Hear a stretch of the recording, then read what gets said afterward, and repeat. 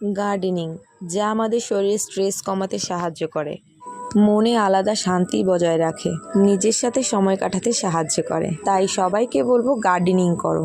গাছ লাগানো এমন একটা অনুভূতি এবং এমন একটি প্রক্রিয়া যা করলে মানসিক চাপ, সারাদিনের অশান্তি, ক্লান্তি সব দূর হয়ে যাবে। যখন এদের সাথে সময় কাটাবে, এরাই একমাত্র যেখানে তোমার প্রতি কোনো অভিযোগ নেই, অশান্তি নেই, তোমার প্রতি নিরাশা নেই, চাহিদা নেই। শুধু চাইবে এরা একটু পরিচর্যা, একটু ভালোবাসা, যার মাধ্যমে এরা একটু একটু করে বেড়ে উঠবে। তাই সারাদিনের স্ট্রেস কমাতে গার্ডেনিং করতে শুরু করে দাও।